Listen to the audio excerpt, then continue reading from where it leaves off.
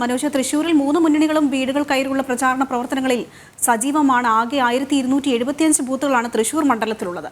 മറ്റു വിവരങ്ങൾ കൂടി. തീർച്ചയായും ആതിര, തെരഞ്ഞെടുപ്പ് പ്രവർത്തനങ്ങളൊക്കെ തന്നെ പുരോഗമിച്ചുകൊണ്ടിരിക്കുകയാണ്. ഇന്ന് രാവിലെയോടുകൂടി ഈ തെരഞ്ഞെടുപ്പ് സാമഗ്രികളുടെ വിതരണമൊക്കെ ആരംഭിച്ചു. അതൊക്കെ ഏകദേശം പൂർത്തിയായിട്ടുണ്ട്. അതിനുശേഷം മറ്റ് സുരക്ഷാ നടപടികളൊക്കെ തന്നെ പുരോഗമിക്കുകയാണ്. 5000-ത്തിലധികം പോലീസുകാരെയാണ് ഈ തൃശൂർ ലോക്സഭാ മണ്ഡലത്തിൽ നിയോഗിച്ചിട്ടുള്ളത്.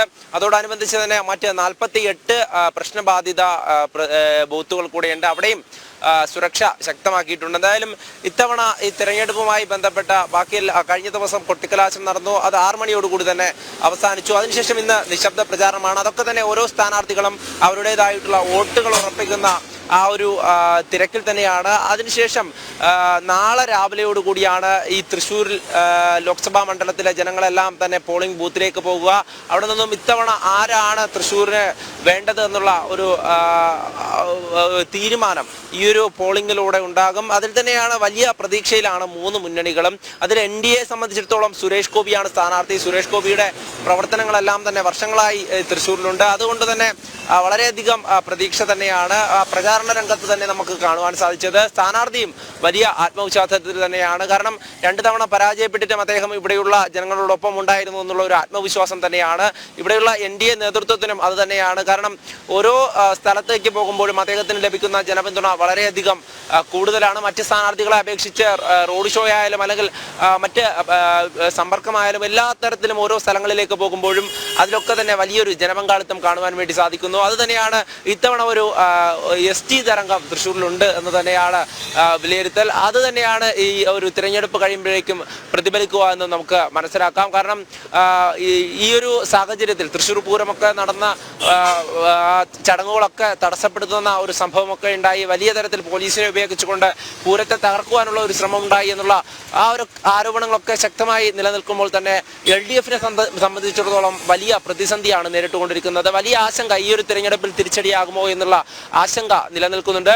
അതുകൊണ്ട് തന്നെ LDF സ്ഥാനാർത്ഥി സുനിൽകുമാറും ഈ പ്രചാരണ വേഗതയൊക്കെ അവസാന ഘട്ടത്തിൽ വളരെ വേഗത്തിലാക്കിക്കൊണ്ട് അവസാന ലാപ്പിലേക്ക് എല്ലാ വോട്ടർമാരെയും നേരിട്ട് കാണുവാനുള്ള ഒരു ശ്രമമൊക്കെ നടത്തിക്കൊണ്ട് അങ്ങനെ ആ പരസ്യ പ്രചാരണം അവസാനിച്ചപ്പോൾ ഇന്ന് നിശബ്ദ പ്രചാരണത്തിലേക്ക് മുഴുകിയിരിക്കുകയാണ്.